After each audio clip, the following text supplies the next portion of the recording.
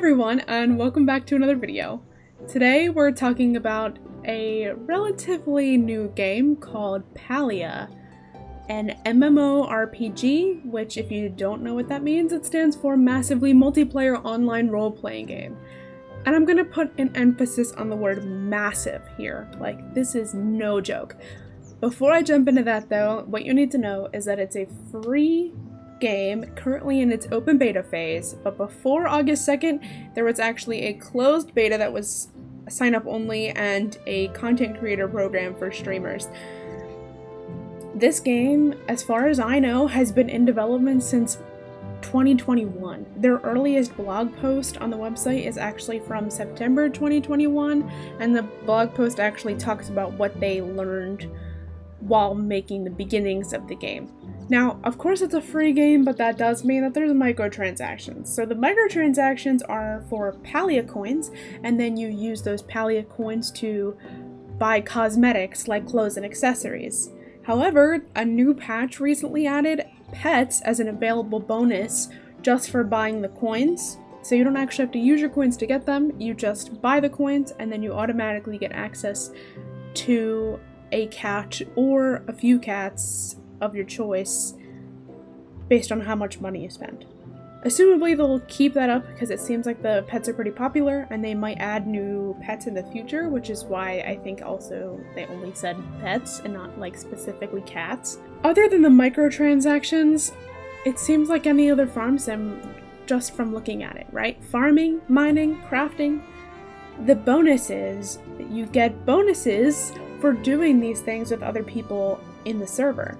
So let's say that you are fishing next to somebody, you're getting points towards your leveling up just for being near another player. The other good thing is if you and another player are actually working together on something, like say you and somebody else are both mining the same rock, as long as you both do something to get to the end result, you both get the end result. Even if you both help with cooking food, like one person does the adding ingredients and the other person stirs, both of the players actually get the final product when you're done. That's a pretty big bonus for me. I will say, like preface in the middle of this, that I'm not really an MMO person. I have played a few, like if you count Club Penguin. But this is really new for me, but I'm also the kind of person that just kind of sees any farm sim and latches onto it for a little while at least. Another thing that makes it similar to any other modern farm sim these days is that you can meet the NPCs and form relationships with them. You can form romantic relationships with a handful of them, but you can also gift things and get to know the other NPCs better. So there are a total of 23 NPCs, and here is a chart of their relationships. Currently, I'm trying to romance Gina, but also she has the most quests, and this is like a spoiler alert coming up, I guess, so just FYI, if you don't want to know anything about the story about the game yet without playing it yourself, take a moment and skip ahead. Gina actually has the most quests because she's the historian in town, and so she's very interested in the backstory about the humans. When the game starts, you're actually materialized into the universe as your character with Gina right in front of you, and she's amazed that you came out of nowhere, but she's also very curious because there was apparently some rumors about a meteor hitting humans and that's what erased them from the planet, but there's really mostly the erasure of the species is unknown. And the other element about it is that there's some kind of magic that's pretty much forbidden, and some people think that that's why the humans were erased, because they used the magic too freely. So there's a lot to the backstory that I have yet to uncover. I've only been playing since the open beta was released, so that's been a little more than a week, and I'm really enjoying it so far, I will say. It gets a little grindy at some points because you're constantly chopping trees, farming stones, and doing things of that nature to complete quests and get further in a particular storyline, but you're also doing things for your own gain, like getting the seed machine, which is an incredible upgrade that I just recently got, and basically you can put your fresh vegetables into the seed machine, and after a little while it actually reproduces the seeds from them, which is pretty cool and a way to keep constantly getting seeds without having to go all the way to the shop. I know a lot of people have a tendency to compare every farm sim to Stardew Valley, but I would say this feels more like Harvest Moon-esque. But really it's different in its own right because it's an MMO, right? And I really think it's amazing that this game is free. Did I mention the game is free? The other big thing about it is that it has 2 maps. So there's 2 different sections of the map, and you have to go to a certain place to go into the other section, but it is 2 similarly sized full maps to explore, and that is unreal in a free open beta game. The fact that it has so much to explore and you can walk around everywhere, and I feel like every time I go into the game so far I'm like, I haven't even seen this area yet, like where am I? They do have like a return to home button on the map, but that takes a little bit of real time. I think it's takes about 20 to 30 minutes to be able to use the return to home button again.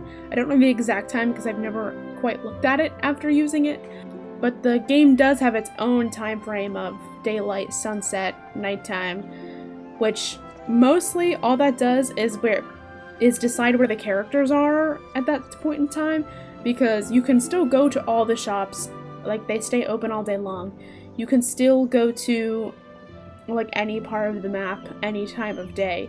It's mostly just that the NPCs will be somewhere else and the bugs and fish will come out in like day or night. I don't even have any other words to praise this game, but I definitely think if you're an MMO fan, even if you're not an MMO fan, even if you're a fan of farm sims, this is a game to check out because everyone's playing it right now, which means there's definitely a lot of people in the servers. If you invite your in-game friends to join your party, the game is currently trying its best to keep you guys in the same server. That way you can constantly meet up, and it'll show on the map and on the directional locator. I don't know the official name for it, but it's basically instead of having a mini-map, the game actually has a compass that tracks where you are versus where an NPC is, or where you put a pinpoint on the map, or where the finishing of a quest might be. So I think they're adding a mini-map to the game in a future update because a lot of people were talking about that, because not a lot of people can work around the like compass style of locating things and people. It's very interesting because it shows up at the top of the screen and it looks a little something like this, and it actually shows where like someone is in the direction of the camera and how far away they are from you right underneath that.